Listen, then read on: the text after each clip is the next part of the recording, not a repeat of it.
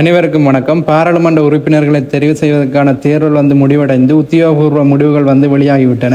யாழ்ப்பாணத்தில் சுயேட்சை குழு 17 போட்டியிட்ட டாக்டர் அர்ஜுனா அவர்கள் எம்பியாக உத்தியோகபூர்வமாக அறிவிக்கப்பட்டார். அவர் உத்தியோகபூர்வ அறிவிப்புக்கு பின்னர் வாக்கு நிலையத்திலிருந்து வெளியே வரும்போது அங்கிருந்த மக்கள் கேட்ட கேள்விகளுக்கு கருத்துக்களை கூறியிருந்த அதைத்தான் இந்த வீடியோவில் பார்க்க போகிறோம். நல்ல 20,000 ரிங்க் வாக் வந்திருக்கு. ஓகே, அதில் மற்ற சைக்கிளில் வின் பண்ண விட இந்த ரிங்க் வாக் கூட என்னென்ன விஷயம் என்றால் கௌசலாவுக்கு 15,000 சொச்சம் வந்திருக்கு. அதையும் சைக்கிளை விட கூட ஒரு அதை விட வடிவான கிளியரான விஷயம். 5 வருஷம் பார்லிமெண்ட் இருக்கு 2.5 வருஷம் பார்லிமெண்ட் நிற்பேன். ஓகே, நான் இப்போ மானசபைக்கு வந்துடுவேன். எல்லாம் 2 வருஷம் செய்யும். அப்படி செய்யலாமா? டாக்டர் எல்லாம் ஓகே. நீங்கள் அதுக்குரிய அத்தியாவரத்தை முதல் நீங்கள் போட்டு நல்ல திட்டங்களை வகுத்து செயற்படுங்க. உண்மையிலே மக்கள் எதிர்பார்க்குறாங்க நிறைய பேர். நீங்கள் வந்துட்டீங்க. அப்படி அடுத்தடுத்த கட்டம் உங்களுடைய சாவச்சேரி, கொடிகாமம் குறிப்பாக நிறைய இடங்களுக்கு நீங்கள் பல திட்டங்களை வகுத்து வடிவாக செயற்படுத்தணும். மக்கள் அதைத்தான் விரும்புகிறாங்க. முக்கியமாக நான் நன்றி சொல்ல வேண்டியது எங்களுடைய தமிழ் மக்கள், முக்கியமாக ஏழைகள் இந்த வாக்கு பெரும்பாலும் ஏழைகள்டேருந்து தான் வந்திருக்கு. கண்டிப்பாக பெரிய மேல்மட்ட ஆக்கள்டேருந்து வந்திருக்காங்க. எல்லாமே கஷ்டப்பட்டாங்க தான் வந்திருக்காங்க. இது முடிய நினைக்கிறேன் ஒரு 1 வீக்கில் இந்த நான் சொன்ன எல்லாமே ஸ்டார்ட் பண்ணிடுவேன். முக்கியமாக வட்டக்கட்சியில் சொன்னால் அந்த ஃபுட் ப்ரோக்ராம் செய்வாங்க. 2வது ஒவ்வொரு திட்டங்களாக ஒன்று செய்யுங்க. எல்லாமே பிளான் பண்ணி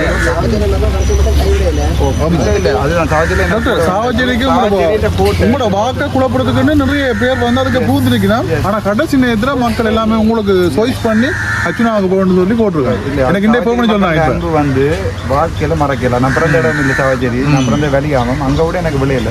ஆனால் எனக்கு விழுந்தது சாவச்சேரியில். இப்போ நான் முதலே சொல்லிட்டேன், சாவச்சேரி ஒரு மாதிரி கிராமமாக இருக்குமான்னு. சாவச்சேரி, வட்டக்கட்சி, அதுக்கு பிறகு காரணம் இந்த 3ம் அந்த ஓடல் எடுப்போம்.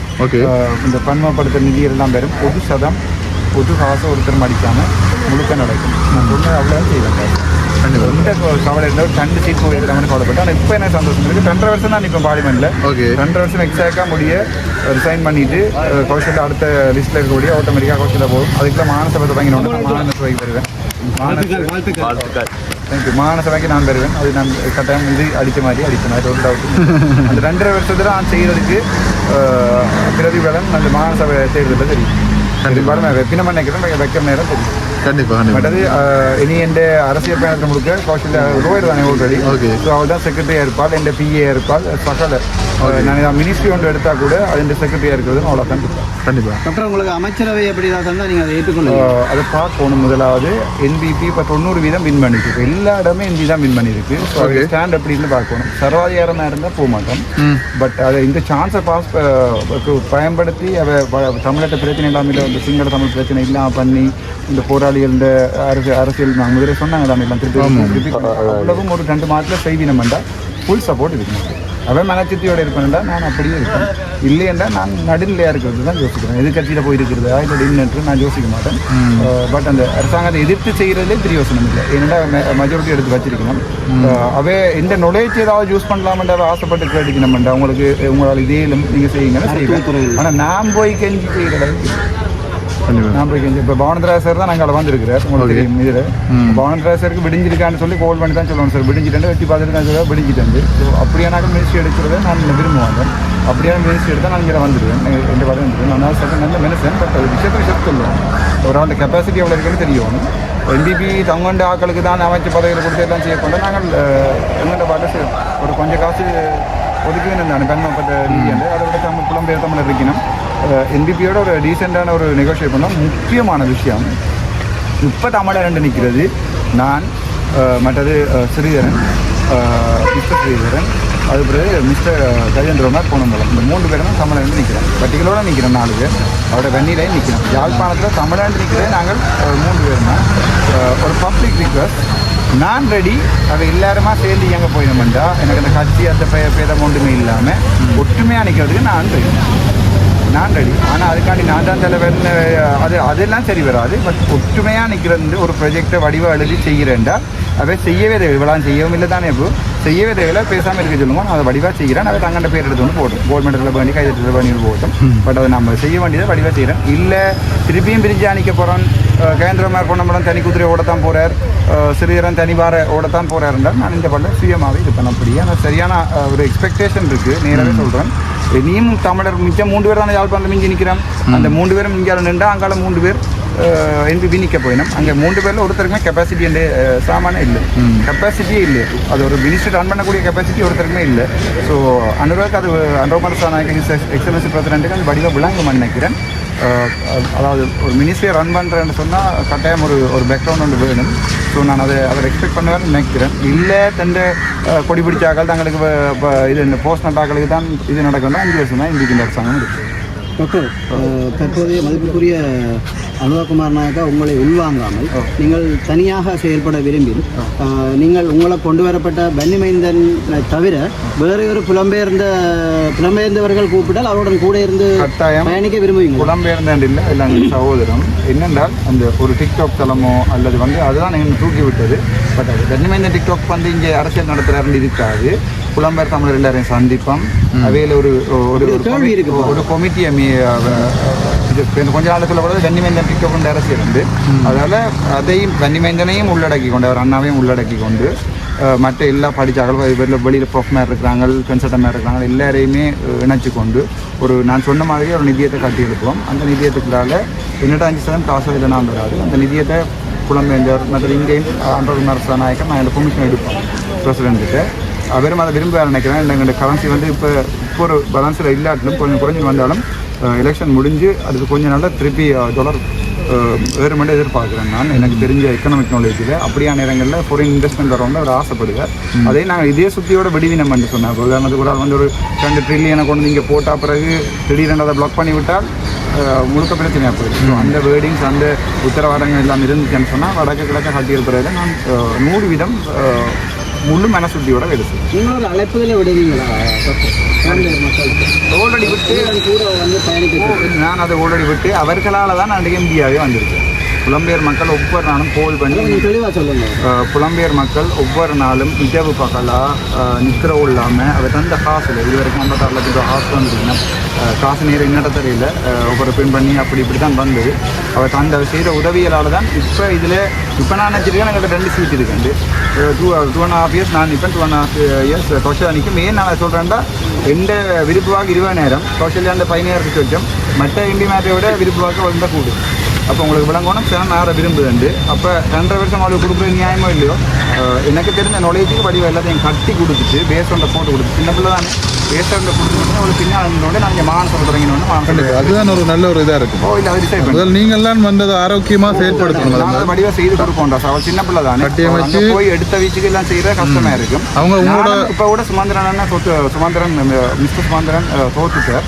பட் அப்படியான பழைய அரசியல்வாதிகளை ஒதுக்காமல் அவையோட அட்வைஸ் எடுத்து செய்யணும்னு ஆசைப்படுறேன். இப்போ எங்களுக்கு அரசியல் தெரியாது, பட் அவை ஒதுங்கி போகக்கூடாது. இதோடு அவை இருந்து எங்களை வழி நடத்தணும்னு ஆசைப்படுறேன். எந்த அரசியல்வாதியாக இருக்கட்டும், டாக்டர் சிவானந்தாவா கூட இருக்கட்டும், அங்கஜனா கூட இருக்கட்டும், அவை எப்படி மேலே சுற்றியோட இருக்கணும்னு எனக்கு தெரியாது. ஆனால் நான் ஆசைப்படுறேன் அவை எங்களை வழி நடத்தணும். ஏனென்றால் ஒரு காலத்தில் திருப்பியும் தந்த செல்வா மாதிரி இப்போ பிஜேபி செல்வ பல மாற்றங்களை தெரியுது.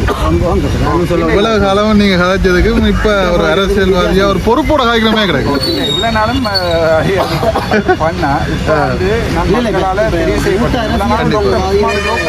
டாக்டர் இப்போ பொறுத்த வரைக்கும் சனம் ஆசைப்படுது. என்னோட கஷ்டப்பட்ட சனம் ரைட் டாக்டர் வந்துட்டார். அப்போ எங்கிட்ட போயிட்டு ஞாபகம் நினைக்கிறேன் வட்டக்கட்சியில் போஸ்ட் போடணும்னு ஆசைப்படுறேன். சொல்லாத சனம் போஸ்ட் போட்ட சனம் அவ்வளோ எதிர்பார்க்கும். டாக்டர் அங்கே வருவார். எனக்கு ஒரு 2-3 டேஸ் தாங்கோ போயிட்டு அந்த 21ஆம் தேதி மாவீர தினம் ஸ்டார்ட் பண்ணுற நாள் எங்கள் ஃபர்ஸ்ட் முறை நடக்கும் நினைக்கிறேன். ஓட்டு நடக்கும். அது முதல் நாள் எடுத்த வீட்டுக்கு நாங்கள் எங்களை மாவீர இதில் கதைக்கு டைம் கிடைக்கும் எனக்கு தெரியாது. பட் நான் மாவீரத்தினை கொண்டாடுவேன். அதுதானே சொன்ன ஒரு காலமும் நாங்கள் மாவீரத்தினம் கொண்டாட விடுவோம், இப்போ அரசியல் கைதியில் விடுவோம் என்று சொல்லி அவர் சொன்னதின்படி நான் ஆனால் 19 வழக்கு போட்டால் எனக்கு தெரியாது. 19 வழக்கு என்ன போனது தெரியாது. பட் தேசியம் என்று இந்த உயிர் அதை நான் வாழ்க்கையில் மறக்க மாட்டேன். இப்போ தேசியம் யாழ் மாவட்டத்தில் செத்து போகிறேன். இன்னொரு முக்கியமான விடயம், மக்கள் இப்போ அதிகமாக உங்களை விரும்புகிறாங்க. அதுவும் நேற்று இரவில் இருந்து சரியா அதில் அதிகமாக கொமெண்ட்டுகள் வைக்கிறாங்க. இப்போ வைத்தியரை தயவு செய்து சமூக வலைத்தளங்களில் வளமை போல் இல்லாது இப்படியே அமைதியாக செயற்படுமாறு மக்கள் கேட்டுக்கொண்டிருக்கிறார்கள். அப்படியே செயற்படுத்தி நடிகராக இருந்தால் மக்களுக்கான உங்களுக்கான ஆதரவு வந்து இல்ல அப்படி இல்லை நீங்க இனி வந்து அதுக்குரிய மாறி நீங்க ஒரு எம்பியா வந்து நீங்க செயல்படணும். நான் ப்ரொஃபஷனல் டாக்டர் எப்படி இருப்பேன் அப்படி கண்டிப்பா ஒரு முடிவு சொன்னீங்க டாக்டர். பழைய முழு இந்த அரசியல்வாதிகளையும் அவைக்கு அரசியல் தெரியும் டாக்டர். எங்களுக்கு நாலேஜ் இருக்கு, பட் அவைக்கு அரசியல் தெரியும். நீங்க சொன்ன இப்ப ஆரோக்கியமான எங்களுக்கு ஹெல்ப் பண்ணி நம்ம இருந்தா நாங்கள் பழைய நிலைமைக்கு 2009 போகக்கூடிய சான்ஸ் இருக்கு. 2004 சொல்லல எப்படி நாங்கள் இருந்தோமோ அப்படி ஒரு நிலைமைக்கு போகக்கூடிய இருக்கு. அவை விலத்தி விட்டுட்டு போயிட்டு நம்ம சொன்னா நாங்களும் திருப்பி ஸ்டார்ட் பண்ணிக்க அரசியல் படிச்சு கொண்டு மேலே வரைக்கும் கஷ்டமா இருக்கும். ஒரு நல்ல அரசியல் செய்யறதுக்கு ராசா அந்த அந்த குப்பாடி அரசியல் தேவையில்லை. காசு அப்படி உண்மையா எந்த பிரதேசத்துக்கு தேவைன்றத பிரதேசவாதம் இல்லாமல் உதாரணத்துக்கு எனக்கு வெளியாமல் போடையில்லை தென்மராட்சியாக போட்டுருக்கேன். அதுக்காண்டி நான் தென்மராட்சியை மட்டும் கட்டி கூசாமல் எல்லா டிஸ்ட்ரிக்டும் போய் பார்த்து இப்போ நான் யாழ்ப்பாணத்திட்ட பிரதேசம் தானே எல்லா இடங்களும் போய் பார்த்து எங்கே உண்மையாகவே தேவை இருக்குது, எங்கே கஷ்டப்பட்ட வேலையில் வாழ்கிறான்னு பார்த்து எங்கே டிஃப்ரெண்ட் லேபிள்னு சொல்கிறது என்ன சொன்ன தமிழில் மாற்றுத்திறனாளின்னு சொல்கிறது மாற்றுத்திறனாளிகள் என்று வேலையை முதல் செய்து அது போராட பாதிக்கப்பட்டாங்க மட்டும் முடிவு செய்வாங்க. எனக்கு விடிய கொஞ்சம் அப்செட்டாக இருந்தது. பட் இப்போ தான் டிசைட் பண்ணினேன் 2.5 years எனக்கு பார்லிமெண்ட் காணும். அது முடிய நான் ஓட்டோவாக ரிசைன் பண்ணுவேன். லிஸ்ட்டில் வந்து ஹாஸ்டலில் இருக்கக்கூடிய அது இருக்குவாங்க. அதுக்காண்டி தான் வெயிட் பண்ணுறேன். நான் அதை சொல்கிறதுக்காண்டி கொஞ்சம் வேறு யாருக்கா வந்து சிரிப்பு வருது வாயில் வாக்கு வந்து 7000 மற்ற அறிவன் பண்ண 6000 அதை விட அக்கா லோஜியாக்காக வந்து 5000 அந்த போர்டில் தான் நிற்குது. மேலும் சரியான ஒரு புலவிட்டு நினைக்கிறேன். கவலையோடு தான் வழி அனுப்ப வேண்டியிருக்குன்னு நினைக்கிறேன். நான் கதைப்பணம் தெரியாது. மேலும் பேசாமல் இருந்திருந்தால் எனக்கு 2 சீட் வர இருந்திருக்கேன். அனியா ஒரு சக வேட்பாளர்களை பற்றி அவர்களுக்கு எவ்வளோ ஓட்ஸ் அதான் சொன்னாங்க பிராசனாக்கும் லோஜிக்காக்கும் 5000 6000 அந்த ஓட்ஸ் 5000 ஆரம்பிச்சு வச்சோம் 5000 அனுப்பிச்சு வச்சோம். என்னப்போ அந்த 2.5 வருஷத்துக்கு பிறகு நான் குடுக்கல சொல்லுவேன் எப்படி வசதி இல்லை. அது வந்து நான் சொன்னது எல்லாரும் சொல்லிக்கினா தங்க கௌசல்யாவுக்கு என்ன பேருக்கு வந்தாலும் பரவாயில்ல, பொம்பளை பிள்ளைலாம் எடுத்து கொண்டுருங்க, அவங்க என்ன பேர் வந்தாலும் பரவாயில்ல, விட்டுட்டு அரசியலை செய்யுங்க. வந்து விட்டுட்டு அரசியல் செய்யாததால் ஒரு எம்பியா போகிறத விட அவளை நின்று அவளுக்கு ரெஸ்ட் ஆஃப் 2.5 years 2.5 வருஷம் முடிஞ்சு நான் இங்கே மானசபை தொடங்கினு தானே இப்போ புது கன்ஸ்டியூஷன் எழுதி அந்த டைம் நான் இங்கே தான் நிற்பேன். சார் இந்த தெளிவான பேச்செல்லாம் நீங்கள் தமிழ் தேசிய அரசியலை முன்னெடுக்கணும். கட்டாயமாக்கு இப்போ காலமும் ஒரு ஜோக் அடித்த அர்ச்சனாவை பார்த்துனீங்க. ஏன்னா நீங்கள் ட்ரோல் அடிச்சாலும் அதை சேவ் பண்ணுறாள் நான் ட்ரோல் அடிப்பேன். அந்த ஆக்களுக்கு எல்ஓடி வரும் லெட்டர் ஆஃப் டிராஃப்ட்னு சொல்கிறது டிமாண்ட்னு சொல்கிறது 500 மில்லியன் 5000 அது ஒரிஜினல் லெட்டர் வரும் லோ எட்ட சைன் பண்ணி. முக்கியமாக அந்த பூவன் மீடியா மற்றது வேறு யார் அவங்க ஜிஎல் தர்ஷன் இல்லை அவேட்ட சொல்லுங்க அந்த லெட்டரை வெயிட் பண்ணிக்கொண்டு பார்த்து மறப்போம் மன்னிப்போம் இதை விட்டுட்டு அனுப்புவேன். எப்பன்னு சொன்னால் அவைக்கு விளங்கணும் ஒரு வழக்குன்ற வேலையை எவ்வளோ இருக்குது. சும்மா வந்து கதைச்சி வழக்குகளை கூட்டுறதை விட நான் ஒரு வழக்கொண்டு ஏற்றுறேன் அப்போ தெரியும். அப்படி ஒரு கொமர்ஷியல் கோர்ட்டுக்கு ஏற்றியதில்லை 500 மில்லியன் அந்த வழக்கு தோட்டா இப்படி அப்போ ஒரு பயம் ஒன்று வரும். 18 வரை வழக்கு வச்சிருக்க வேண்டாம் வெளியே அப்போ தான் விடாங்க. சும்மா அது ஏதோ ஒருத்தனை ட்ரோல் பண்ணவன்டைக்காண்டி கால் விழுந்து விட்டு ஓடி விட்டான் தம்பி அப்படின்னா அழுதேக்க அதுக்கு விளங்கணும். அப்போ இன்றைக்கு 186 88 நேற்று ஃபுல்லாக நிற்கிற இல்லை 2 பேர் நித்திரே இல்லை. எல்லாரும் மற்றெல்லாம் சொல்லிக்கணும் இப்படி தாங்குறீங்க 180 நித்திரே இல்லை ராசா. 2.5 படுத்துக்கணும். இந்த ஃபோன் பார்த்தா தெரியும் 3 திருப்பி எழுந்துருவேன். எடும்பி இல்லைட கோல் மான்சை பண்ணி எல்லாம் செய்ய சரியாக கஷ்டப்படுறாங்க. என்ன அதுக்குள்ள இவனை போட்டிருப்பாங்க ப்ளீஸ் அண்ணா ஷேர் அதே பேர் ஒருத்தர் ஷேர் பண்ணி இது பேர் இன்னொருத்தர் ஷேர் பண்ணாலும் இவங்க அடிபடுவாங்க. எனக்கு சரியான மிக்க நன்றி சொல்லணும். உங்களுக்கு இதில் ஒரு கேமரா நிற்கிற அவ்வளோ பேருக்கு நாங்கள்லாம் சொல்லுவாங்க. இல்லை அது வேறு பிரச்சனை. அது ஃபினான்ஷியல் கெயின்ன்றது வேறு, எமோஷனல் சப்போர்ட்ன்றது வேறு. இப்போ நான் போய் இடத்துல ரங்கேக்க நீங்கள் நிற்கிறீங்க அது வீடியோ வரும்ன்றது எனக்கு சரியான சந்தோஷம். அது வந்து சரியான சந்தோஷம். அது உங்களே விளங்காது. அது உங்கள்கிட்ட காசு சொட்டு வருதுன்றது பெரிய சந்தோஷம் இல்லை. அது வேறொரு வழியாலே நீங்கள் எடுத்துடலாம் சார். ஆனால் அந்த நீங்கள் இவங்க நிற்கிறான் அந்த மது நிற்கிறான் அந்த ஒரு கிரே கலர் கார் நிற்குது இந்த இவன் நிற்கிறான் அந்த வெள்ளை கலர் பைக் நிற்கிறன்றது ஒரு சரியான சந்தோஷம். ஏனென்றால் அது நியூஸ் அவ்வளோ அப்படியே பப்ளிக்கு போகும். தெரியும் அடுத்த ப்ரொஜெக்டுகள் செய்யல வந்து அதில் பார்த்து டாக்டர் இந்த ப்ரொஜெக்ட் எழுதியிருக்கார் அந்த ப்ரொஜெக்ட் எழுதியிருக்கிறார் அதால் இப்போ ரோட்டு போடப்படுது இப்போ இது கட்டுறோம்னா அதெல்லாம் எடுத்து போடுவோம். நான் உங்களுக்கு ஹெல்ப் பண்ணுவேன், நீங்கள் எனக்கு ஹெல்ப் பண்ணுவோம். நீங்கள் சொல்கிற மாதிரி டாக்டர் காசுக்காக எதிர்பார்த்து இப்போ இதில் இப்போ நீங்கள் வெளியில் வரும்போது வேறு அரசியல்வாதிகளும் இந்த பாதையை கடந்து போனாங்க. ஆனால் உங்களுக்கு உங்களோட வருகைக்காக தான் இவ்வளவு கூட்டம் இருக்குன்னு சொல்லி அது மட்டும் காசுக்காக மட்டுமென்றதல்ல. இல்லை காசு இல்லையே ப்ரோ, சுப்பிரமா காசு இந்த காசு கேட்டதும் இல்லை. இதில் உங்களுக்கு சொத்து காசு வரும். இதை விட நீங்கள் வேற எங்கேயா போய் வடிவா உழைச்சிடலாம். சரி தானே, வேற எங்கேயா போய் வடிவா உழைச்சிடலாம். ஆனால் சும்மா ஒரு இதுக்கு வேற ஒரு கண்டாக்ட் எடுத்தால் வடிவா உழைச்சிடலாம். நீங்கள் நிற்கிறீங்கன்ற சந்தோஷமாடா எனக்கு ஒரு மீடியா கவரேஜ் இருக்கிறது. நீங்கள் எல்லாம் நட்டாக்களை யூடியூபர் சின்ன பொறுத்த வரைக்கும் இந்த மீடியா காணுமா? ஓகே, எங்களுக்கு என்ன அங்கீகாரம் ஒன்று தரப்போறீங்க டாக்டர்? வெயிட், நாங்கள் ஒரு ப்ரொஜெக்ட் எழுது நாங்கள் எல்லாரும் வாட்ஸ்அப் குரூப்பில் போட சொன்னேன் நான். அதுக்கு பிறகு ஒரு சின்ன ப்ரொஜெக்ட் ஒன்று வடிவா எழுதிட்டாப்பா உங்களுக்கு யூனிஃபார்ம் உங்களோட ஒரு கோடு உண்டு. நாங்கள் கட்சி போடு வந்தானே, கட்சியின் மீடியாவை நாங்கள் எங்கே போனாலும் நான் தச்சமே மினிஸ்ட்ரி எடுத்தாலும் அந்த டிஷர்ட்டோட நீங்கள் வந்து போகக்கூடிய அன்னையில சொல்லுங்க சேரட்டை எல்லாம் இல்லை. அன்னையில சொல்லுங்க நான் இப்போ மது வந்து நிற்கிறேன். நான் வந்து அது எப்பவும் மாறாது, அது செட்டாலும் மாறாது. மற்ற அரசியல் மாதிரி மாறாது. நான் உங்களை ஒவ்வொருத்தரையும் வாழ்க்கையில் மறக்கிறேன்.